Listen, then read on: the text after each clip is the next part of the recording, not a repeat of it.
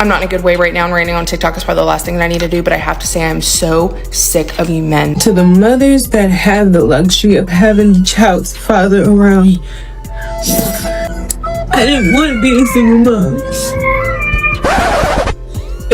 I don't deserve to be a single mom. My babies deserve to have their dads, but their dads ain't. Welcome back. Today's story begins with a woman who openly admits she's struggling and questions whether sharing everything online is helping her move forward. From the very first moments, she acknowledges that she's going through a difficult period while trying to process major changes in her life. As her story unfolds, we'll also look at 3 other women whose experiences reflect different stages of a similar journey. Each has a unique background, but their timelines reveal common themes of loss, reflection, rebuilding, and changing perspectives over time. Some are still working through anger. Others are focused on healing. Some have embraced a completely new outlook on life, while others are looking ahead to the future with hope and new expectations. Rather than relying on assumptions, we'll follow each story through the words and experiences they chose to share themselves, examining how their perspectives evolved from one chapter to the next. I'm not in a good way right now, and ranting on TikTok is probably the last thing that I need to do, but I have to say I'm so sick of you men that are cowards. Literally, the first sign that you see of intimacy, you're like, ooh, intimacy, oh, I can't take it, and you shut down. What the hell is wrong with you? And we can call it avoidant attachment issues and love bombing and narcissism. I don't care what we call it. I just know that it's everywhere, and I'm gonna call you coward. You think that it's okay to awaken something in a woman, to awaken and ignite a love, and then never have, I want to say, the wherewithal, the ability. Actually, you have the ability. You have the ability. I know you read all those Jocko books and you think you're mentally strong, but let me tell you something. Newsflash, you're not. So you awaken these things in a woman and you don't have the wherewithal, I'll say that, to finish it out, to commit, to do the work. Or you get upset and you get into an argument and you just, you shut down and you give her the silent treatment. If you are a mother raising boys, I swear, can we do better as a collective and not raise the men that we're dealing right now in this dating pool? You know what? It hurts sometimes and it's really tough to face your emotions, I know. But you gotta grow up, babe, and you gotta do it. And in the meantime, you're leaving a trail of casualties behind you and you're complaining about the dating pool and you think it's all them and it's not you. It's you, bet. And we are tired as women and we're just getting more and more damage. I am so sick of these men. They see something bright and shiny and they're like, ooh, I want that. Do you want that, big boy? No, you don't want this. Can you really hang with me and my 3 kids? Can you really hang with me and my career and I'm independent and in my spotlight? Oh yeah, babe, I'll just sit back and watch you. That's what you all say. But you can't handle it because there's men at an event. Get the fuck out of here. Grow up, get a grip. Do not pick me up just to put me down because you don't feel like it that day. I don't need this man. I want to be with a partner. And this sounds mean, but I'm telling you what, you're not going to be anything different or special than the next guy. Let me tell you what your bachelor pad looks like. You got a navy blue comforter, you got protein everywhere, a ring around the toilet because you can't clean your toilet. Your wall art is your huge TV.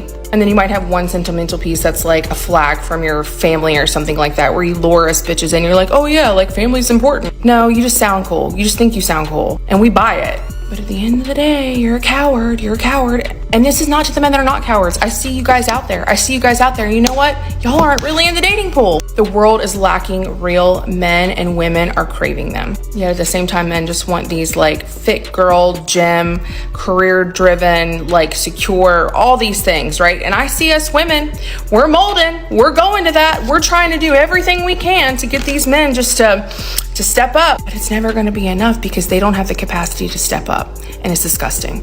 You're a coward. As she tells her story, she recalls details about a past relationship with remarkable precision, describing moments and memories that clearly remained with her long after it ended.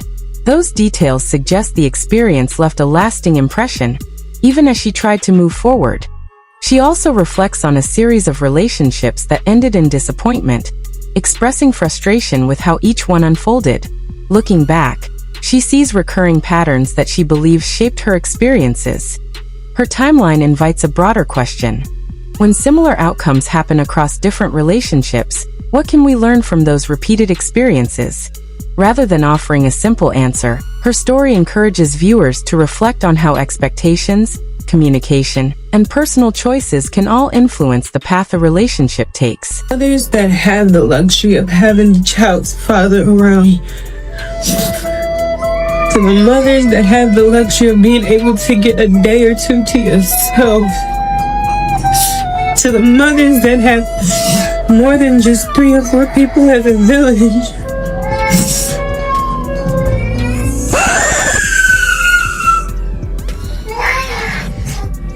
Please appreciate that. Because the mothers that don't, I'm tired. I'm tired.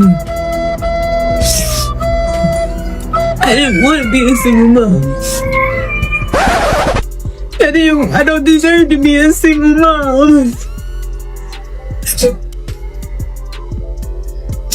My babies deserve to have their dads, but their dads ain't. As the stories come together, a common theme begins to emerge. Each woman describes relationships that ended differently, yet many of them reflect on similar feelings of disappointment, unmet expectations, and difficult outcomes. That naturally raises a broader question for viewers. When similar patterns appear across multiple relationships, how much is chance, and how much comes from the choices people make or the qualities they prioritize when entering a relationship? Her timeline doesn't provide a single answer, but it does encourage reflection. Every relationship involves decisions, from who we choose to build a life with to what we value most, and those choices often shape the experiences that follow. Let me just respond to this on behalf of all the 40-plus-year-old single women who are single by choice, not because they can't find a man. We are not leftovers. We have made a beautiful life for ourselves. A lot of us are very independent, successful. We do not care. Able to completely financially sustain not only ourselves, but our beautiful families. The pool of men who are secure enough in their own identity that they are not threatened by women like that. So when we are single, it's because we have been dealing with men who are so insecure that they are threatened. They try to knock us down to make themselves feel better, and we don't have time for that. We have such a beautiful life full of incredible things that we have worked our ass off to enjoy. Keep telling yourself that, darling. We have probably dealt with a lot of man-childs who can't take a strong woman who doesn't need them, but just wants to be with them. Oh, shiver my timbers! Shut up, man! Men have a tendency to want to fill the provider role. And when a woman is financially independent, emotionally able to be okay and feels whole without a man, they don't know what to do. Are you out of your goddamn mind? But I'm going to tell you what to do. Be their best friend, okay? Make them laugh, comfort them, support them as they're pursuing your dreams. She will do the same in return. So, to all the men out there wondering what's wrong with her, why is she still single when they see a 40-plus-year-old woman, understand that she is blissfully happy, so thrilled in her life that she doesn't want to have to deal with your insecurities because you're... In another part of her story, she reflects on being single and shares her perspective on what she believes makes a healthy relationship.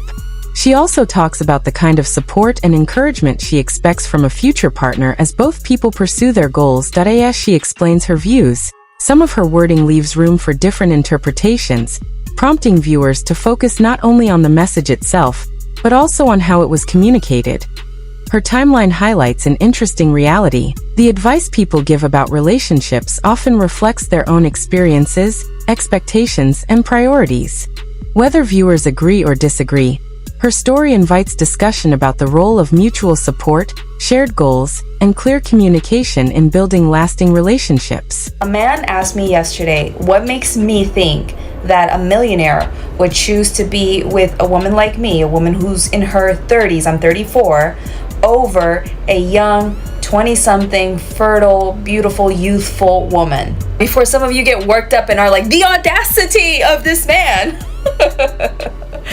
I know that this person wasn't asking from a negative, ill-intended place because I'm intuitive psychic. I can just feel the difference in the energy. There are men who will try to say these kinds of things in order to put you down and make you feel bad about yourself. And there are those that just to them it's just something logical and they're just spitting what they think are facts. But anyway, I went on to say, very confidently I might add, that the kind of man I'm looking for, the millionaire man of my dreams, choosing me over some young 20-something, no offense to the young women out there, okay, let me finish before you come after me. Choosing someone like me is a no-brainer because a woman in her 30s is completely different from a woman in her 20s. We have certain life experience, we have a certain level of personal power, we know what we want, we're not playing around, we're not playing games, we're not going out there. We've been done all of that. And that's not to say that young 20-something-year-olds can't be of that mindset yet. There are absolutely incredible and admirable young 20-something women on this app whose content I follow, and these women have so much more maturity and self-awareness than I did at their age. But back to my story though, what I said is I know who I am. I know the value that I add to a man's life. And my millionaire husband, because he was able to accumulate certain wealth and success, he understands the power of investing in all the right things and people in order to get a great return on investment. So my millionaire husband is going to really see all the amazing qualities that I have, the ideas, the energy that I bring to his life, and is going to know and understand that I am absolutely unique and worth the investment, worth being chosen. I just know that when my future husband meets me, gets to know my mind, my heart, my spirit, is in my energy, he's gonna be so blown away because he's gonna be like, I have never met a woman like her ever. I gotta lock this down. He's going to happily renounce any other woman, no matter their age, no matter their beauty, for someone like me. I was so proud of myself for being able to confidently say that to a person without needing to prove my worth, without getting all upset about it, like how dare you and all this other crap. Like I had a certain level of certainty, and it was beautiful to witness myself having that conversation and how I responded, how I reacted, how certain I felt of myself. I still got more work to do. I still got to continue to own my worth. I still got to continue to love myself even more and accept myself, all this stuff. You know, I'm going to keep working on it to the point where I deeply embody and radiate this energy, this knowing of I am worthy of the kind of man that I want, who happens to be wealthy. I'm saying this to you because it's something to think about for you. Man or woman, take this however it applies to you. If someone were to ask you what makes you worthy of being chosen by the kind of person that you're looking for, how would you answer that? Would you be confident? Would you be at a loss for words?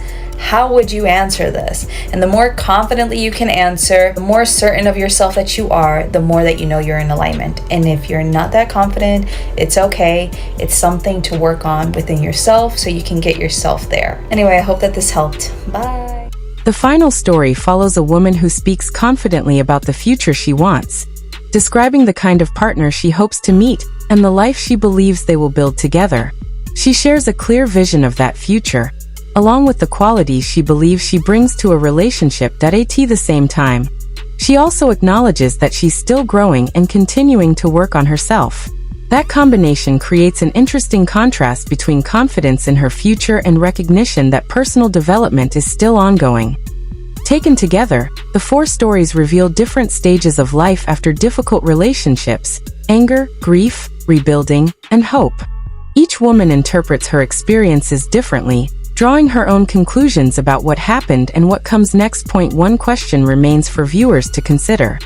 When relationships repeatedly end in disappointment, how much should we focus on the people we chose? And how much should we reflect on our own expectations, decisions, and patterns? There may not be a single answer, but thoughtful self-reflection is often an important part of moving forward.